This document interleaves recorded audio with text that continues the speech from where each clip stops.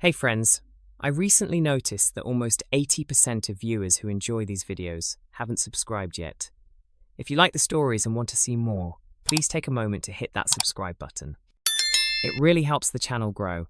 Don't forget to leave a like and share your thoughts in the comments below. Your engagement makes a huge difference and helps these stories reach more people.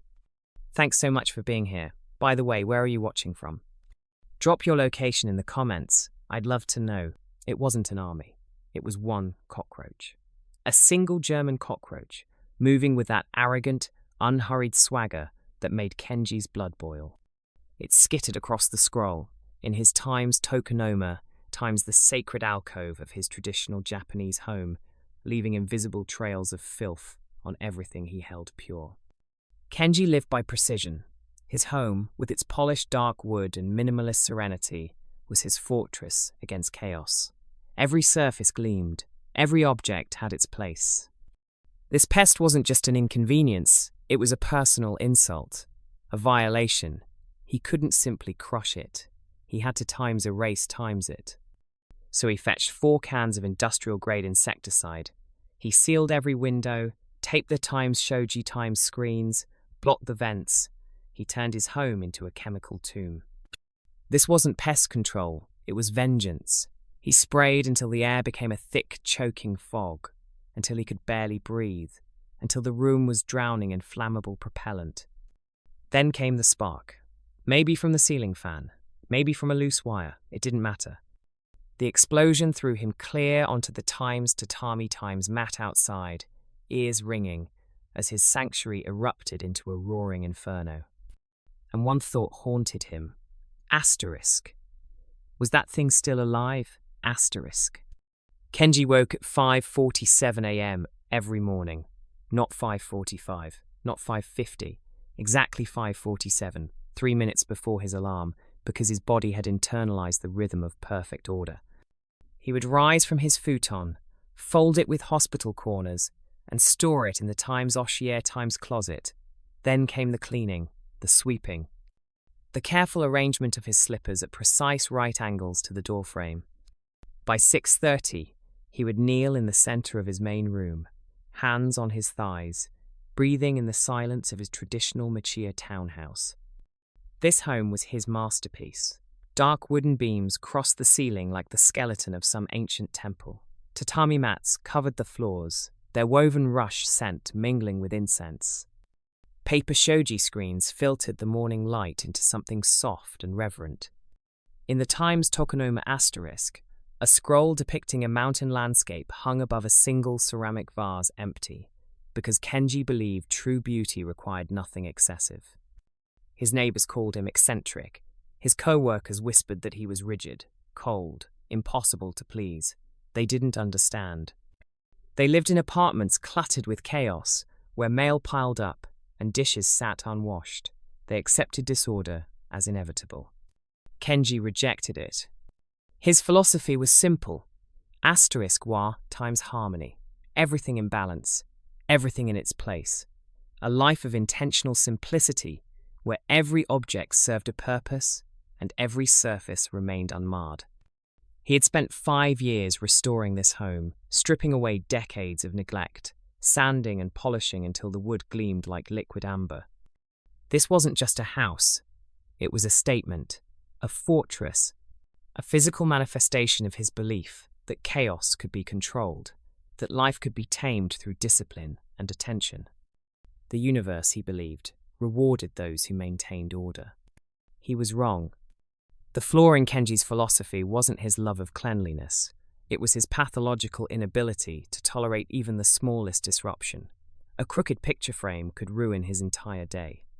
A smudge on the window would gnaw at him until he polished it away. His pursuit of perfection wasn't peaceful. It was exhausting, relentless, and left no room for the messy reality of life. But on that Tuesday morning, as he knelt in the center of his pristine sanctuary, Kenji felt something close to contentment. The light streamed through the shoji. The air smelled of cedar and green tea. Everything was exactly as it should be. Then he saw it. The cockroach emerged from behind the scroll. It moved slowly, almost deliberately, its antennae twitching as it explored the edge of the Times tokonoma asterisk. 6 legs carried its glossy brown body across the cream-coloured wall. It paused, groomed its antennae, continued its journey as if it owned the place. Kenji froze. His breath caught in his throat, his hands resting peacefully on his thighs moments before, now clenched into fists. A single vein pulsed at his temple. This wasn't possible. He cleaned every surface. He inspected every corner. He maintained his home with surgical precision. There were no cracks, no gaps, no entry points for vermin. His home was Time's sealed asterisk. It was Time's pure asterisk. And yet, the Cockroach reached the scroll a 200-year-old piece, featuring Mount Fuji rising through morning mist, inherited from his grandfather, and began climbing. Its tiny legs left no visible marks, but Kenji could feel them. Invisible trails of filth, bacteria, contamination spreading across the silk like a disease. His grandfather's scroll, defiled. Something shifted in Kenji's mind.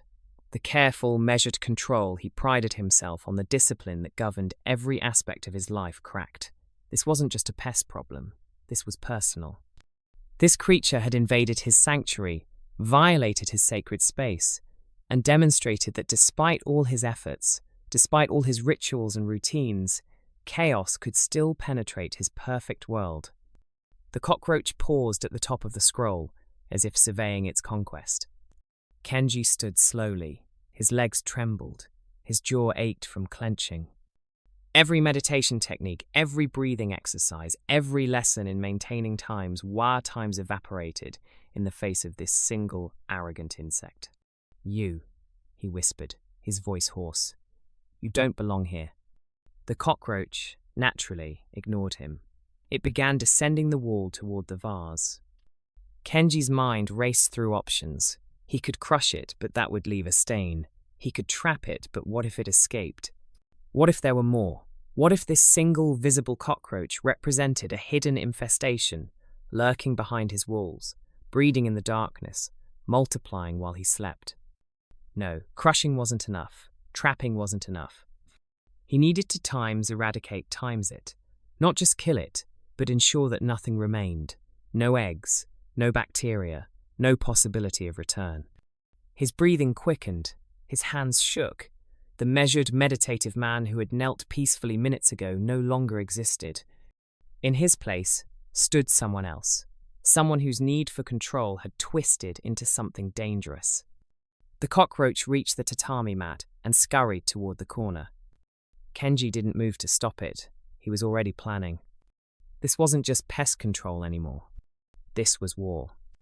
The hardware store smelled of sawdust and motor oil. Fluorescent lights hummed overhead as Kenji walked past aisles of tools and paint, heading directly to the pest control section. His hands still trembled. His mind replayed the image of the cockroach on his grandfather's scroll over and over, like a traumatic memory that wouldn't fade. He hadn't slept, hadn't eaten. He'd left his home at dawn, locking the door as if to trap the intruder inside, and driven straight here. The pest control aisle stretched before him like an arsenal. Traps, baits, gels, powders, sprays. So many options, each promising to eliminate, destroy, eradicate. But Kenji bypassed them all. The traps were too slow, the baits too uncertain. He needed something immediate, absolute. His eyes landed on the aerosol insecticides. "Can I help you?" A store employee appeared beside him, a young man with a name tag reading Takeshi and an expression of practiced helpfulness. "Cockroaches," Kenji said flatly. "I need to kill cockroaches." "Sure, how many are we talking? Just 1 or 2 or—" "1." Takeshi blinked. "1 cockroach?" "Yes." "Okay, well, for just 1, you probably want these traps here. You just place them near where you saw it, and no traps. All this gel bait is really effective. The cockroach eats it, returns to the nest." "I don't want it to return anywhere." Kenji's voice was quiet but intense. "I want it dead, immediately, completely." Takeshi shifted uncomfortably. "Right. Well, these sprays work pretty fast. You just give it a quick spray, And how many would I need to fill a room? Filler, I'm sorry, what? If I wanted to saturate an entire room with insecticide, how many cans would that require? Takeshi laughed nervously. You don't need to do that for one cockroach, sir. That would be… How many? The employee's smile faded. He glanced at the aerosol cans, then back at Kenji. I mean, these are pretty concentrated. One can covers maybe 50 square meters. So if your room is… I'll take 4. 4 cans for one cockroach seems… I'll take 4. Kenji grabbed the largest cans from the shelf, industrial, strength, professional grade, with warnings in red text about ventilation and flammability. He held them against his chest, like ammunition. Takeshi raised his hands.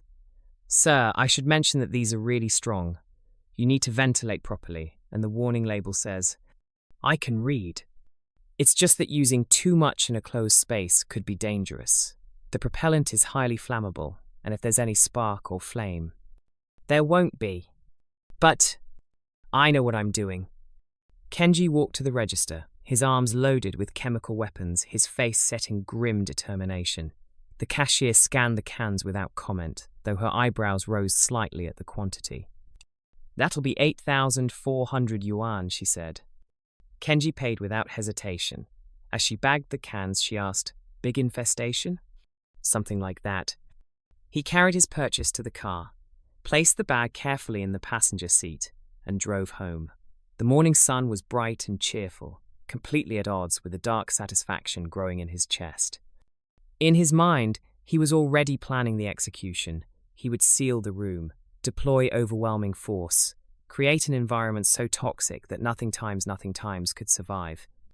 The cockroach had violated his sanctuary. Now he would show it what happened when you disturbed a man's peace. Back home, Kenji stood in the doorway of his main room, surveying the space like a general planning a siege. The cockroach was gone hidden somewhere in the shadows, waiting, but it didn't matter where it hid. Soon, there would be nowhere safe. He set the 4 cans of insecticide on the floor, their metal bodies gleaming under the soft morning light. Then he began the preparation. First, the shoji screens.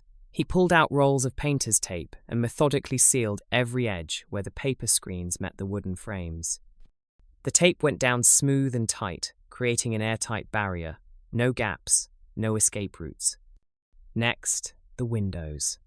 Though already closed, he ran tape along every seam, every crack, every point where outside air might penetrate. His fingers worked with practiced precision, smoothing each strip until the seal was perfect. The ventilation grate near the ceiling received special attention. He stuffed it with plastic bags, then covered it with layers of tape. The small gap under the door was blocked with rolled towels, pressed tight against the threshold. He worked in silence, his movements methodical and deliberate. This wasn't frantic, it was surgical. Each action brought him closer to absolute containment. The room was becoming a chamber, a sealed box where he would control every variable, every molecule of air. The cockroach had invaded his sanctuary, but now it was trapped in a prison of his design. Kenji stepped back to admire his work. The room looked strange, the elegant simplicity marred by strips of blue tape and makeshift barriers. But function trumped beauty. This wasn't about aesthetics anymore. He walked through the space one final time, checking his seals, searching for any weakness. His fingers traced the edges of the shoji screens. He pressed his palm against the windows, feeling for drafts. Nothing. The room was locked down. Perfect. He retrieved the 4 cans of insecticide and arranged them in a line on the tatami. The warning labels faced him, their red text screaming cautions he had no intention of heeding. Asterisk use in well-ventilated areas. Do not spray in enclosed spaces. Flammable contents. Keep away from sparks and flames. Asterisk. Kenji's lips curved into something that wasn't quite a smile. Ventilation defeated the purpose. He needed times the chemicals concentrated, trapped, overwhelming. He would transform the very air into poison. The cockroach would breathe death with every movement. His hand rested on the first can. The metal felt cool and solid, powerful. He thought about the employee at the hardware store, his nervous warnings about flammability and danger. The man didn't understand. Danger required risk assessment, and Kenji had eliminated all the risks. There were no open flames in this room, no candles, no lighters, no stove. The ceiling fan had a loose wire, sure, but it had been running for years without incident.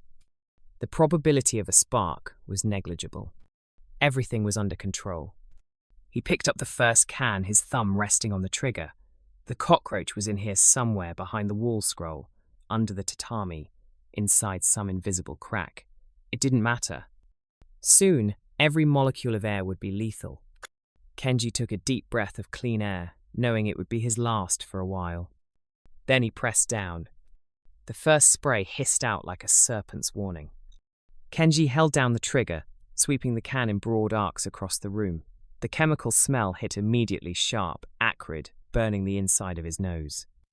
The mist spread in a fine white cloud, drifting toward the ceiling before slowly settling. He didn't stop. The first can emptied in less than 2 minutes, its contents dispersed into every corner. The air was already thick, shimmering slightly in the morning light, filtering through the sealed windows. He grabbed the second can. More spraying.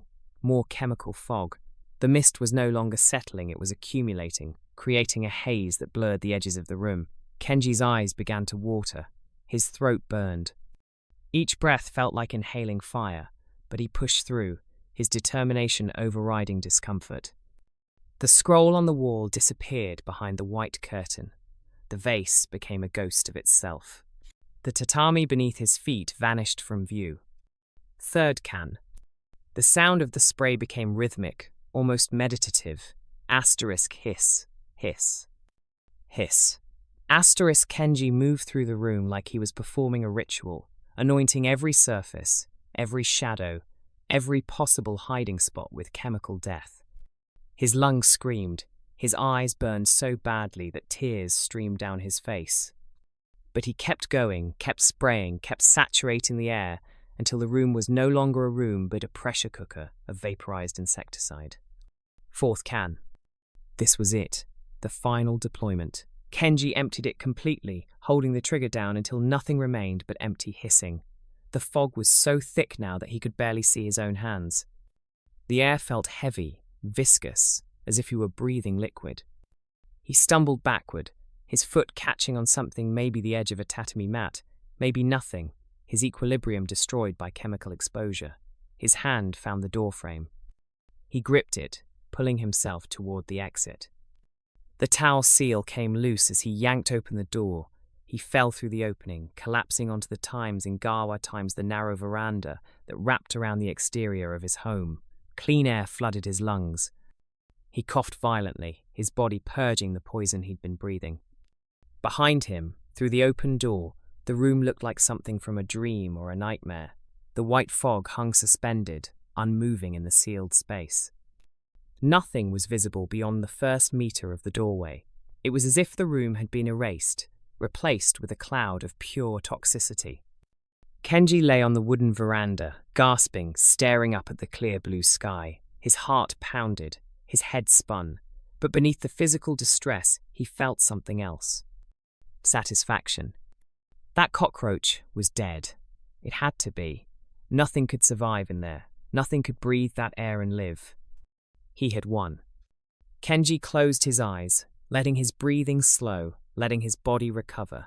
He would wait 30 minutes, maybe an hour, for the chemicals to settle. Then he would ventilate the room, clean the surfaces, and restore his sanctuary to its previous perfection. Everything would return to order.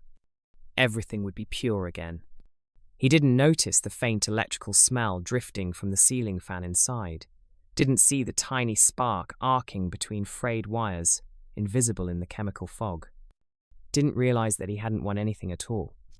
The spark was small, insignificant, a brief flicker of electricity where copper wire met copper wire, the insulation worn away by years of continuous operation. In normal air, it would have meant nothing, a tiny flash, gone in a microsecond, causing no harm and leaving no trace. But the air in Kenji's room was no longer normal.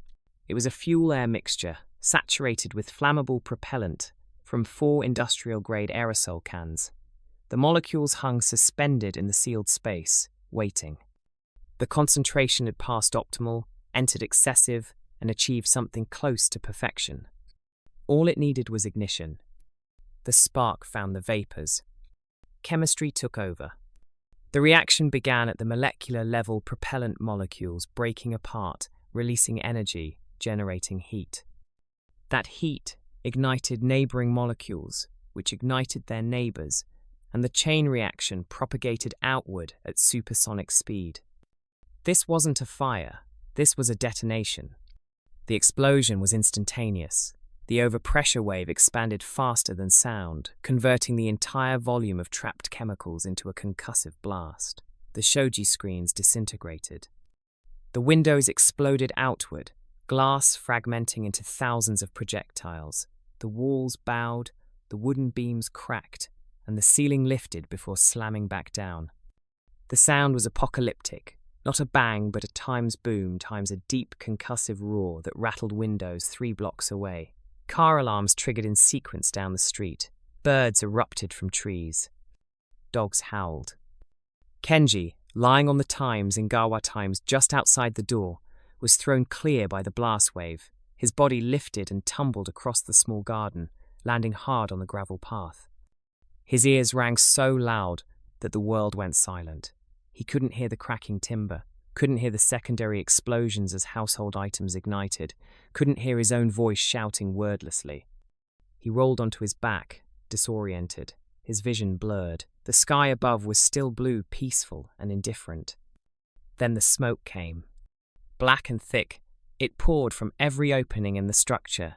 The explosion had ignited everything flammable inside: the tatami mats, the wooden beams, the paper screens, the scroll, the furniture. The traditional home, built with centuries-old techniques using natural materials, burned like kindling. Kenji sat up, his body moving automatically despite the ringing in his ears and the confusion in his mind. He stared at his home, his sanctuary, his masterpiece, his fortress against chaos. It was an inferno.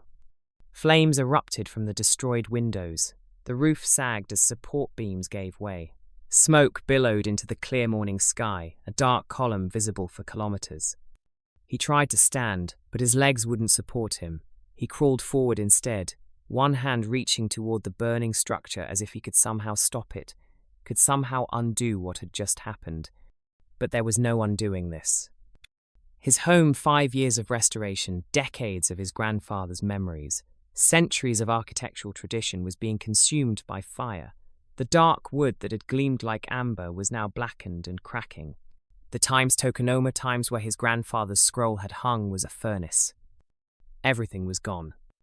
And somewhere in the distance, growing louder as his hearing slowly returned, Kenji heard sirens. The fire truck arrived 6 minutes after the explosion. 6 minutes that felt like 6 hours, as Kenji knelt in his garden watching his life burn. Firefighter Yamada was the first out of the truck, his gear already on, his movements practiced and efficient. He'd been fighting fires for 15 years, had seen house fires, warehouse fires, vehicle fires. He'd pulled people from burning buildings and carried children to safety. He thought he'd seen everything. Then he saw this. A traditional Mashiya townhouse, the kind that existed in the old quarters of the city, precious and increasingly rare, was being devoured by flames that seemed too intense, too hot for a simple house fire. The heat was extreme, the smoke chemical-smelling rather than purely wood-based.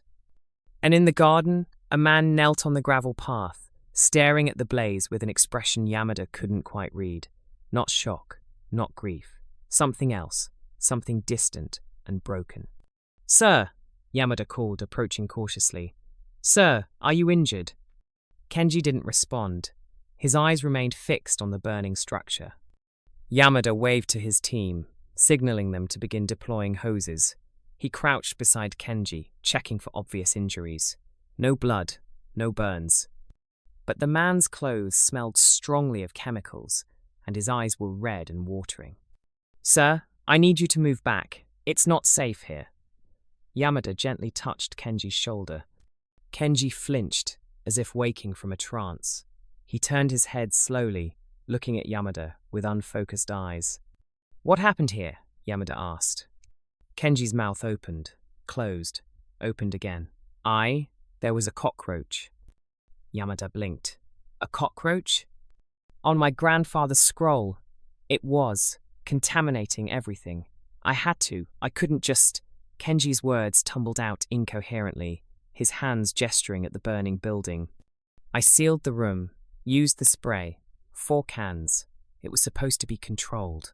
Everything was supposed to be controlled." Understanding dawned on Yamada's face, followed immediately by disbelief. "You caused a chemical explosion? Because of a bug?" "It wasn't just a bug. It was—" Kenji stopped, hearing his own words, seeing them reflected in the firefighter's expression.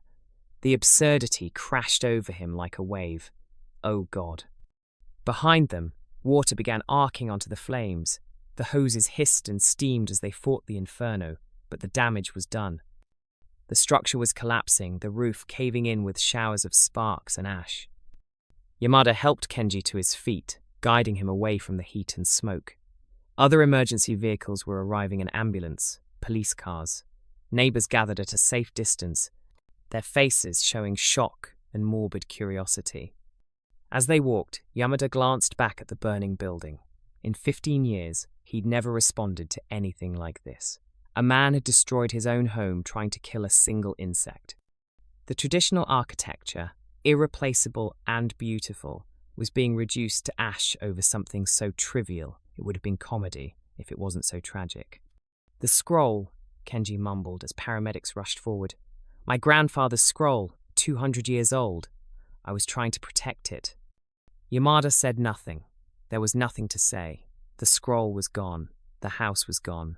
Everything this man had been trying to preserve had been destroyed by his own hand. The irony was suffocating. 3 days later, Kenji sat in a grey office chair across from an insurance adjuster named Tanaka, who stared at the incident report with the expression of someone who couldn't quite believe what they were reading. "So," Tanaka said carefully, adjusting his glasses, "you're claiming that the fire was accidental." "It was accidental," Kenji confirmed, his voice hollow. "But you intentionally created the conditions that caused the explosion." "I didn't intend to cause an explosion." "No, but you intentionally sealed a room and filled it with 4 cans of flammable aerosol insecticide." "Yes." "Despite the warning labels." "Yes." Tanaka set down the report and rubbed his temples. "Mr. Yoshida, I've been processing claims for 12 years. I've seen fires caused by faulty wiring, kitchen accidents, cigarettes, candles. I once handled a claim where someone's pet parrot knocked over a space heater." He leaned forward. "But this is unprecedented." "I understand." "Do you? Because I'm not sure you do. You caused 15 yuan million in damages not just to your property, but to the adjoining structure because of a single cockroach. 1 insect." Kenji said nothing. What could he say? The adjuster was right. The police had been right. The firefighters had been right. Everyone who had looked at him with barely concealed disbelief over the past 3 days had been right. He had destroyed everything over nothing. The preliminary investigation found accelerant residue consistent with aerosol propellant throughout the structure, Tanaka continued, reading from another document. The ignition source was determined to be the ceiling fan specifically, frayed wiring that created a spark. The fan that you, according to your statement, knew had faulty wiring but continued to operate. It had been fine for years, until it wasn't. Tanaka closed the folder. "Mr. Yoshida, I'm going to be frank with you. This claim is going to be extremely difficult to process. You created a known hazard through deliberate action, ignored multiple safety warnings, and operated defective equipment in a hazardous environment. Our legal team is currently debating whether this constitutes negligence or recklessness." "What's the difference?" "About 10 yuan million in coverage." Kenji felt the number like a physical blow. His savings would be decimated, the property destroyed. The irreplaceable scroll, the traditional architecture, the 5 years of careful restoration all reduced to ash and debt. "There's one more thing," Tanaka said, pulling out a photograph. The investigators found this. He slid the photo across the desk. It showed the charred remains of the ceiling fan, its blades twisted and blackened, the wiring exposed and melted. "That's the ignition source," Kenji said. "Yes. But look here." Tanaka pointed to a small detail in the photo, a dark spot on one of the melted blades. The forensics team found organic residue on the fan. They ran tests. Kenji leaned closer, his heart beginning to pound. "It's insect remains," Tanaka said. "Specifically, the exoskeleton fragments of a German cockroach. Apparently, it had crawled into the fan mechanism at some point, possibly died there, and its body became lodged in the wiring." The room went silent. "So," Tanaka continued, his voice carrying a note of dark amusement, "it appears the cockroach you were trying to kill was already dead. And its corpse is what caused the electrical short that ignited the explosion." Kenji stared at the photograph, unable to speak. The universe's final joke had been delivered. He had waged war on chaos, deployed overwhelming force to eliminate a single threat, and in doing so had ensured his own absolute destruction, all because of a cockroach that was already dead. The irony was suffocating. 6 weeks after the explosion, Kenji received a final document in the mail. He was living in a small apartment now, modern, sterile, nothing like his traditional home. The insurance had eventually paid out, though far less than the property's value. The debt would follow him for years. His neighbors in the new building avoided him after the story had made local news. The man who burned down his house chasing a bug. The envelope was from the fire department, a detailed analysis of the incident, compiled for insurance and legal purposes. Kenji had delayed opening it, had stacked it with other mail on the kitchen counter, had tried to ignore its existence. But today, with nothing else to distract him, he finally opened it. The report was thorough. Diagrams of the explosion pattern, chemical analysis of the accelerants, structural assessment of the damage, timeline of events, estimated temperatures at various stages of the fire. Kenji skimmed through it, the technical language washing over him, until he reached the final section, biological evidence analysis.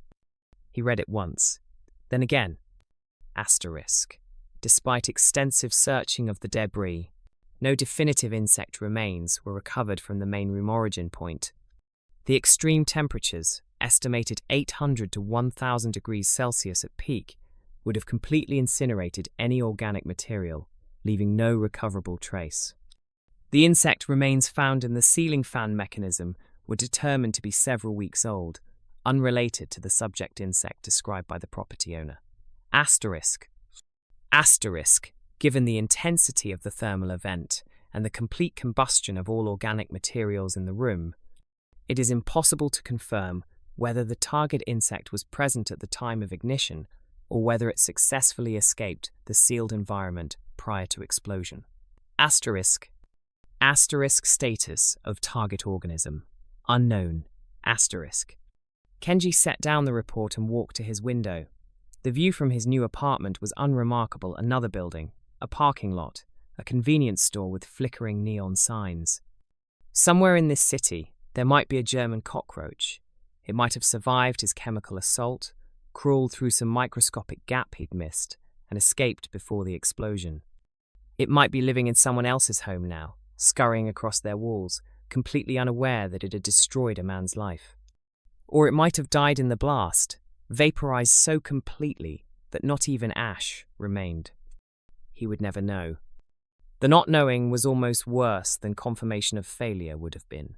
He had sacrificed everything, his home, his savings, his reputation, his peace, and couldn't even claim victory.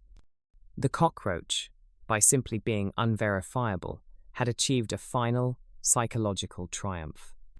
Kenji laughed, a short, bitter sound in the empty apartment. He had sought perfect control, perfect order, perfect purity. He had believed that with enough effort, enough precision, enough force, he could eliminate chaos from his life. Instead, he had learned the universe's hardest lesson. Chaos cannot be controlled. It can only be endured. And sometimes, in trying to erase it, you become it. Somewhere in the city, a cockroach might be living its simple life, unaware that it had won.